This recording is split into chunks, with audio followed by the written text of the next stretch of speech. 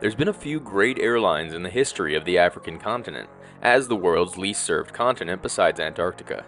We've covered a few of them in the past, and today we're back in Johannesburg to try out one of the most storied airlines on the continent, South African Airways. The only thing that's a bit different is we aren't here to try out some flashy product.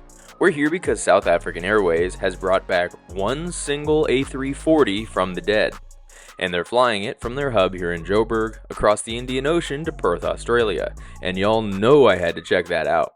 And also, quick side note, I know there's some messy politics around the airline, just based on the messages I've gotten since my last video covering them. I hear it all from both sides, but today we're just gonna get a look at a fun, historic airplane. There will be timestamps below, so feel free to find what you're looking for. Now let's head off to OR Tambo International Airport. Terminal A is the main international terminal here in Johannesburg, but South African Airways, along with a number of other carriers like Emirates and United, use Terminal B's check-in counters.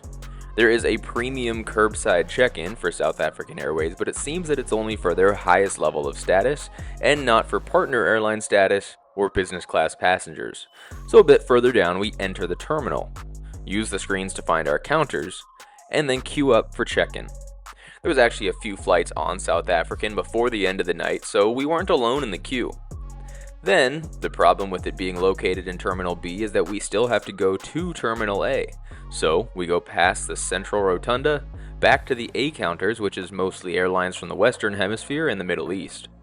Just before the counters is the immigration and security checkpoint, and let me warn you that Joburg's airport is not for the weak. Last time I was here, still fairly empty from COVID, it took roughly 30 minutes to get through. Now, however, I didn't get the exact times, but it was at least 45 minutes, possibly up to an hour, as I know I was dropped off curbside a little over an hour prior to getting through and onto the terminal. Speaking of the terminal, Terminal A has a great central corridor once through immigration and security. They have some great local souvenir shops as well as chain restaurants, basically something for everyone. I, however, was hoping to get a view of the A340 as the sun was setting. I figured I could come back to the lounges and everything, but my first stop was beelining to the gates. What I found was a beautiful A340-300, but not ours. This one belonging to Swiss, being towed into the gate alongside other European-bound aircraft, like Air France and Virgin Atlantic, with Lufthansa and British Airways on the other side of the terminal. Some fun aircraft between the A340, A380s, 747. It makes the 787 and A350 almost seem basic. Now that the sun was setting, however, I backtracked to the lounge, which is at the end of that main hallway before you branch off to the gates.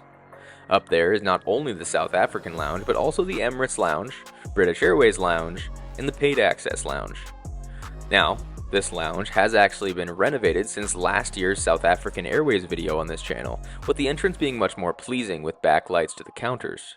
It is still split into two lounges, one for their highest status members, and the other for business class and Star Alliance Gold passengers, like us. This is known as the Premium Lounge as opposed to the Platinum Lounge, and what I noticed right off the bat is that it's the same floor plan as before, it just has different furnishings and decor. First off, the winding hallway, in my opinion, was better before. Here's a clip from my last visit with the rock-lined walls instead of the ominous white winding road. Once in the lounge, there's essentially a central hub and then a winding corridor that ends at the restrooms. The central hub has a ton of seats, making it tough to get solid footage. You'll notice the seating largely for smaller groups, which I honestly kind of prefer. That way, if someone's traveling alone, they don't take up a booth for four, just wasting space. If you do have more than two people though, you can also just push tables and chairs together to accommodate it. The buffet also has renovated spaces but the same setup as before, with a counter of warm food options with most of the main course choices, and then there's two islands across from that. One houses the desserts and cheeses, definitely tempting, the other with options from veggies to charcuterie. Let's not forget the pancake machine as well, the same brand as Alaska Airlines actually, pumping out 2 fresh pancakes in like a minute. The seating is fairly open, even if it is in groups, which can be a bummer if you want a bit more privacy. Although we can find more of that the deeper we go into the lounge and therefore further from the buffet. There's these rooms with curtains which didn't seem to close, but still far more private than the rest. Then, since you've got the winding corridor, you've got these little enclaves of seating with each curve. There is this room that I believe used to be the AV room, but now it's just more seating. Also a bit more private than usual. There's also some specialty areas such as the smoking room near the front of the lounge. There's a collection of workspaces, or focus booths as they call them. Then there's a couple meeting rooms, nice spaces with a collection of seats in case you decided to bring your business meeting on a trip, but do the meeting in the airport before even getting where your end goal is. Lastly is the shower suites. There wasn't even a queue at this moment, despite the lounge getting fairly busy with the Star Alliance partner flights. It came with all the amenities you'd need except for maybe a dental kit, and as a warning, the water in the sink and shower would overflow if the water was on for more than a couple minutes, so it was kind of a cycle of turning the water off and back on as needed. Other than that entrance corridor, I honestly think that the lounge looks really nice. It is kind of different seeing the same floor plan, but you can see some of the spaces in contrast to the old interior. The only thing I will say is that the new lounge is nice. It looks fresh, shiny, and modern, although I honestly feel that it lacks some character. I feel the old decor made it a bit more local of a space. This year, my travels have taken me to some pretty cool places. Some mainstream, some less so. At one point, I was in the Congo and trying to get in touch with the driver that was supposed to be taking me back to my hotel. The only problem is the place I was in was not the best part of town, and everyone around me spoke French, which doesn't work for me.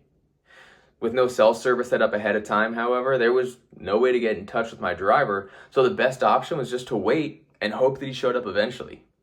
With Wi-Fi back in my hotel room though, there was one more option that I wish I had known about ahead of time. Enter SAA, the sponsor of this video. Brought to you from the creators of NordVPN, SAA offers eSIM services, which are great when traveling abroad. Essentially, a non-physical SIM card for your device so that you can use your phone as a phone in another country. And like a lot of other countries. It's super easy to use, and check out this list of countries that you can use SAA for. Once you've downloaded SAA to your iOS or Android device, pick the plan with the correct amount of gigabytes of data for you. Activate that eSIM prior to your trip so that while you're there, if you need your phone, it's ready for use. Now personally, my phone plan does allow for international services, but it's $10 per day. That's my favorite thing about SAA, is that I can save more on my phone bill, especially when I'm traveling frequently. And for y'all watching this video, use my link down below, SAA.com/PatrickShea, to get 15% off your data plan. It's the best offer SAA and I have worked out so far. Don't wait until you're in a hairy situation to come up with a plan. Download SAA today and have a better plan A when you are out and abroad. After that, it was time to head to the gate, which is nice to do early at Joburg because there's commonly security checks to enter the gate area. Nothing more than a document check and bag search, but multiply that by the amount of people and it could be a 10 to 15 minute wait just to get into the gate. By the time we were past that step, I wanted to see this gorgeous airplane, but the jet bridge and sun cycle had other plans. Fortunately, there was great views in Perth, and I was hoping to see that on arrival. In the meantime, they eventually said, "We'll begin boarding soon, line up priority passengers on the left and general boarding on the right." Because of the mad dash to get on board, I ended up middle of the pack, but fortunately enough of those people were walking to the economy class, leaving the cabin open enough to get some good shots of it. This plane is 19 years old, and I'd guess the cabin is too. For contrast, here's the cabin of the A330 that we flew last year. I mentioned a number of times how much I liked these seats in that video, the color and the design. While I do love the look of that cabin, it's on a new A330, at least relatively speaking. Instead, we're in a 222 business class setup. The seats might be older and a bit more worn, but any aviation fan would love this just like any other old couch, partially because it's reminiscent of the times, but also because of the aircraft. The A340 is just a cool airplane.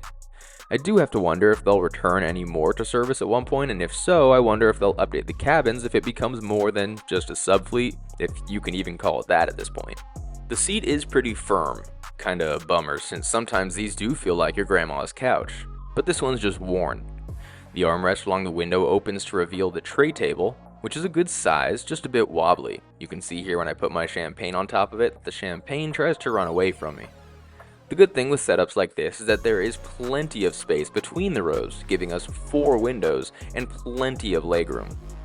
The seat back in front reminds me of the turn of the millennium with 2 literature pockets, and in between the seats is storage for each person and a coat hook, which is above a step or something, and a pocket that was great for shoes in flight or a small bag you'd like to tuck away. It's just not big enough for a backpack. The center console houses the TV screens, which fold out but weren't turned on until we got in flight since they have to be stowed anyway for takeoff. The console does have a great counter space on top, all things considered, along with a little extra drink thing that swivels out. One of the biggest issues with the 222 setups is typically the lack of counter space. I was happy to see seat controls for everything individually, and the armrest behind that is stationary, but between each side is a divider, which is the best source of privacy in flight. It just doesn't stay all the way up by the reading lights. Then underneath that armrest is the main storage that you can actually reach while in flight, while also housing the remote and charging port, which was here even if it wasn't turned on until in flight, but unfortunately there isn't any overhead air vents. For the amenities, we were offered drinks and snacks. I chose the champagne and then what I believed to be jerky of some sort, as well as the water bottle that was passed out. We were only provided with a pillow for now, as the rest of the bedding was passed out once we got in flight. The headsets were waiting at the seat for us, so we just had to unwrap it. Not the most comfortable, but better than any earbuds. Then is the amenity kits. They passed them out once we were all seated. It's the same one we got last time. It's a nice looking bag, even if the amenities are fairly basic, and missing things like lotion. Sure, some people just look at this and see an aging aircraft. But for us who enjoy the aviation world, we see things like the A340 and just think about how incredible it is to be able to fly on or even just watch these things fly. There is an era of aircraft that were once iconic, however, that have numbered days remaining. Some of these stick around because of sanctions or embargoes, but we are grateful, as AvGeeks, to see these while we can. The A340 that we're on today is a 300 variant, but there's currently 3 variants flying passengers around, predominantly with Lufthansa and Swiss, but also with airlines like Mahan Air, Cam Air, South African, Plus Ultra, and Conviasa.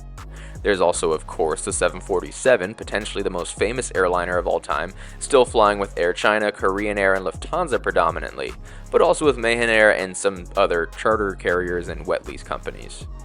You can even find old models of current aircraft flying in more rural places, such as the 737-200s flying around Canada. Other than that, if you look at the countries that are under heavy sanctions, things get even more rare. Iran predominantly still sees the A300s and A310s regularly. Russia still uses their share of Tupolev and Antonov aircraft, and of course there's North Korea making their national carrier Air Koryo run almost entirely on Soviet-type aircraft.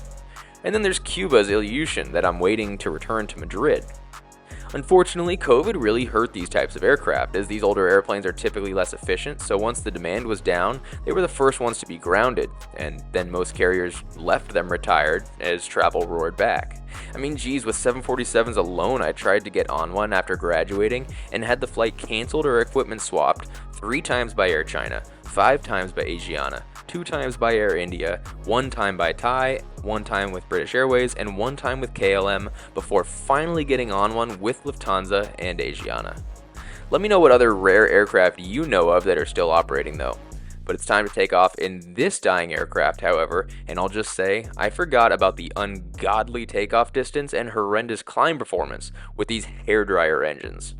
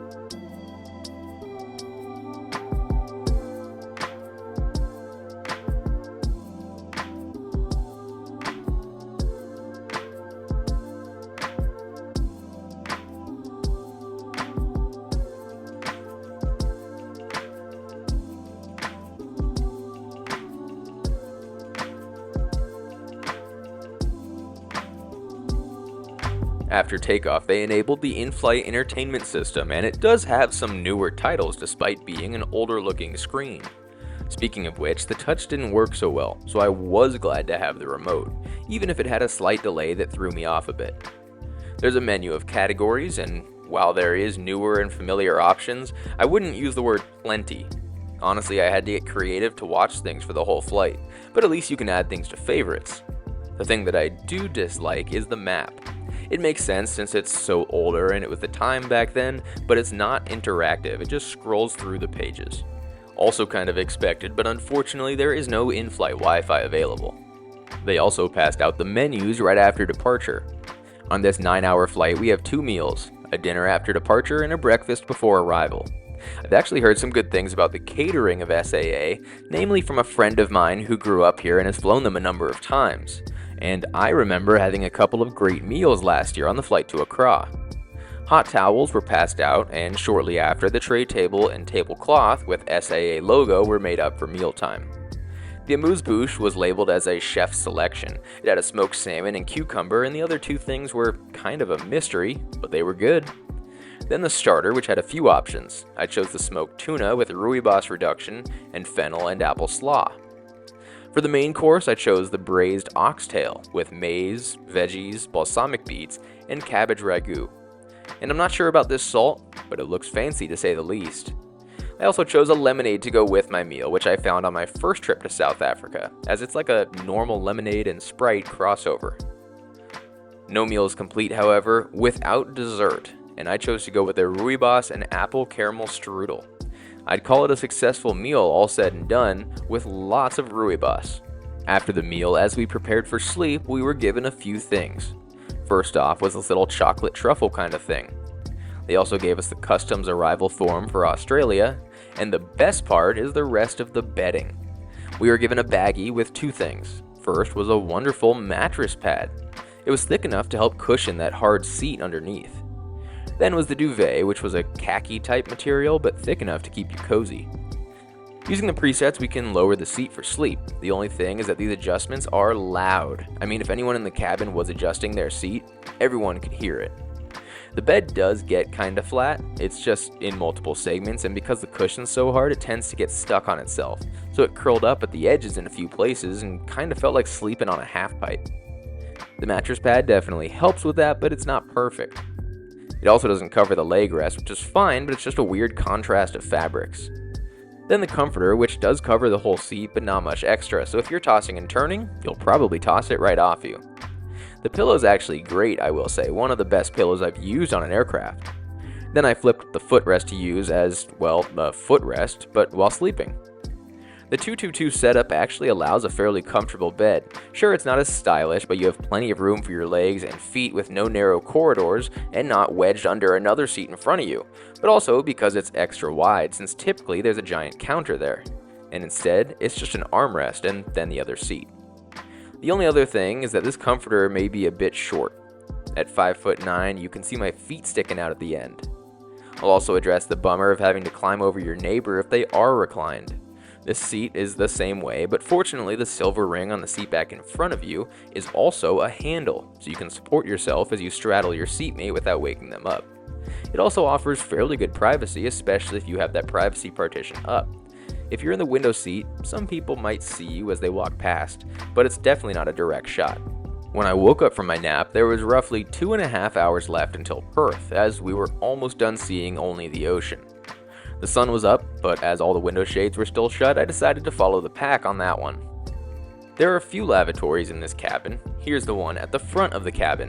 We discussed that the A330 has a basic lavatory, and if that's the case, the A340 is like its grandfather. It definitely feels like a blast from the past. We did, however, have some extra amenities like hand soap and lotion, which I was extra appreciative of on this cabin since it tends to dry me out and there wasn't any lotion in the amenity kits. I also appreciated these nice little hand towels as opposed to the paper towels, but it always feels weird throwing them out and there's not exactly another spot to put them. There is a mid-flight snack bar up front here on the side of the galley, although it only ever had water. No worries though, as I did have 4 of these throughout the flight, so this was good to have. Plus, fun note, because our purser was absolutely incredible. He was super attentive and fun, and he kept calling the captain the commander, which raised the question of why in my brain. Is the commander the normal term for captains in South Africa? Was he previously working on space shuttles? I'm probably the only one who caught that, but still found it kind of funny. Breakfast service started while the cabin was still dark, as they gave us another hot towel and what they called a breakfast smoothie, which was seemingly just a mixed fruit juice, followed by another SAA branded place setting on the tray table. For the breakfast, there was basically two options, the omelet or the continental breakfast, as labeled on the menu. I chose to go with the omelet. The omelet came with a white cheddar cheese, cherry tomatoes, black olives, and feta, plus some Canadian bacon on the side of that.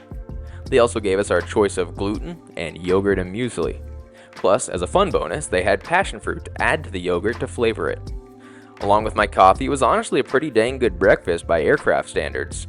I'd say SAA's catering lived up to the hype. Honestly, by the time the meal wrapped up, the cabin lights were bright enough that people started raising their window shades, meaning that I could finally get a good daytime view of the majestic A340 wing. I also gotta say that South African's winglet has one of my favorite designs using their logo. I gotta put a Zool ahead of it slightly still, however, but then there's the 4 engines. I mean, you just can't beat that view, and it'll be gone before you know it, even with that extra shiny cowling on the outboard engine. All in all, a great looking wing, and an incredible way to watch our arrival, for which we were landing on the perfect runway at Perth for this seat, as we got the greatest view of the coast, and especially the downtown district.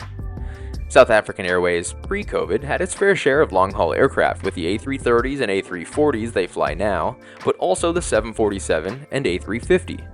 Not to mention that their long-haul route network is extremely truncated at the moment.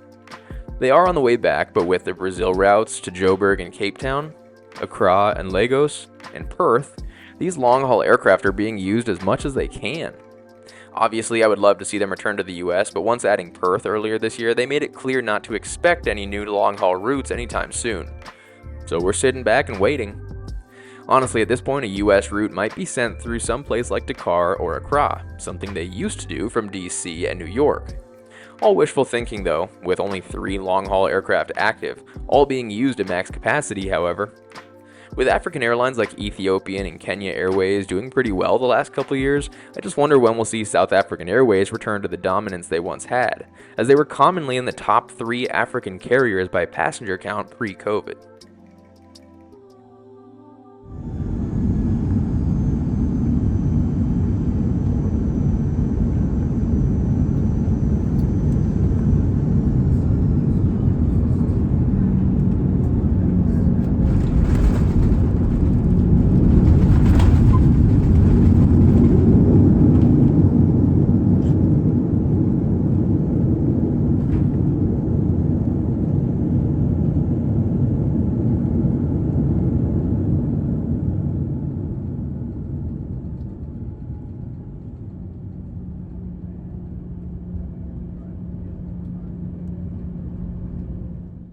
So it's maybe not the best product in the world, but we didn't fly this flight because of some revolutionary product. We flew it because the A340 is cool and nostalgic, and its days are numbered. I flew Lufthansa's A340 in economy a couple years ago, so it was fun being back on a quad jet like this. Sure, South African's A330 has a far better cabin design, but the airport experience and soft product are still strong, so if you're trying to find A340s to fly while they're still around, this might be your best option. Obviously, the biggest thing is going to be the cabin setup for those who aren't here just for the airplane. On that topic, by the way, this is definitely a sub-fleet at the moment. I mean, at the moment, unless I'm missing something, it appears that this one is the only one activated, although they do have some stored and not yet scrapped, both 300 and 600 variants of the A340. The AvGeek in me would love to see more of these come out of storage, but I just have to wonder about the practicality of that. I also wonder if they would improve the cabin if they ended up pulling more out. I mean, United and Delta operate airplanes 10 to 15 years older than this, but with Delta One or United's Polaris seats, so a cabin renovation doesn't have to be out of the question, but just doesn't make any sense unless they pull more out. After all, the A340 has roughly 2,000 kilometers more range than the A330, and has twice as many in storage. It's no secret that the A340 is a wildly inefficient aircraft, however. There's a reason it was outsold by its counterparts by so much. It was just designed in the quad-jet era, where airlines loved having 4 engines so that a single or even double engine failure wouldn't make a huge difference.